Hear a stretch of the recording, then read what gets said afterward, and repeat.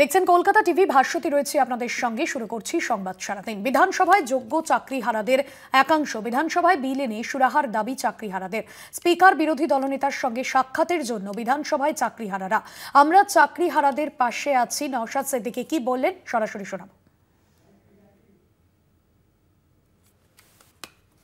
ঘাটে পৌঁছাতো সঠিক ঘাটে, সেগুলো খুঁজে পাচ্ছে না কেন? রাঘব বোয়ালগুলো কারা? জীবন কৃষ্ণ সাহার হজম করার ক্ষমতা নাই, ওই জন্য ধরা পড়েছে আর ছুটে পালাতে যাচ্ছিল। ও হজম করেনি, যে হজম করেছে তাকে খুঁজে বার করুক। জীবন কৃষ্ণ সাহা মালটা তুলে কার কাছে পৌঁছাতো, টাকাটা তুলে কার কাছে পৌঁছাতো, সেটা কবে খুঁজে বার হবে? ওই জীবন কৃষ্ণ সাহা চুনোপুটিকে অ্যারেস্ট করিয়ে বা অ্যারেস্ট করে ইডি সিবিআই সেন্ট্রাল এজেন্সি যদি বাহাবা নাই, অন্তত আমি বাহাবা দেবো না। আর রাজ্য বিধানসভায় বাংলা ভাষায় যারা কথা বলছেন তাদের উপরে আক্রমণ নিয়ে দুদিনের আলোচনা, দুদিনে 4 ঘন্টার আলোচনা। দেখুন, যা সমস্যা 4 ঘন্টা কেন, যদি মনে হয় 40 ঘন্টা দেয় তাও সমস্যা মিটবে না।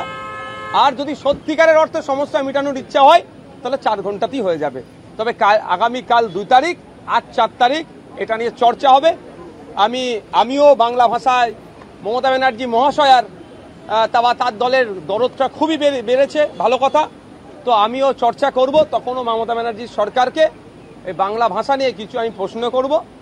তার শুধু এতটুকু বলে দিই যে বাংলা ভাষা নিয়ে অনেক গল্প শোনালেও স্কুলগুলোতে বাংলার টিচার এখনো সম্পূর্ণ হচ্ছে না, শূন্য পদ রয়ে গিয়েছে বাংলার টিচারের।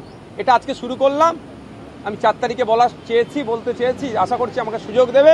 4 তারিখে বাকিটা বলবো। মুখ্যমন্ত্রীর সামনেই বলবেন 4 তারিখ। কে থাকবে বলতে পারবো না। মুখ্যমন্ত্রী আসবেন 4 তারিখ, আচ্ছা, আমি বলতে পারছি না কবে উনি আসবেন না আসবেন। আমি তো চাই উনি প্রত্যেক দিন আসুক। আমি 4 তারিখে বলছি। এই যে সিকিউরিটি নিয়ে নতুন করে আবার জল্পনা শুরু হয়েছে, এখন স্টেট সিকিউরিটিও ঢুকতে পারবে না, এতদিন ধরে আপনার সিকিউরিটি ঢুকতে পারতো, এটা কিভাবে দেখছেন? আমি চাই আমাদের প্রত্যেকটা নিরাপত্তা রক্ষীকে সমান সম্মান দেওয়া হোক। সিআইএসএফ, সিআরপিএফ বা ডাব্লিউবিপি বা ক্যালকাটা পুলিশ, সবাই এরা ডিফেন্সের মধ্যে পড়ছে, সবাই এরা আমাদের নিরাপত্তা প্রদান করে। কারো সম্মানে আঘাত দেওয়া আমি কোনোভাবেই চাই না। যখন আপনার সিআইএসএফ বাইরে ছিল, আমি তখনও ব্যক্তিগতভাবে চেয়েছিলাম তারা ভিতরে থাকুক। আমি এই মানে একবারও বলেও ছিলাম।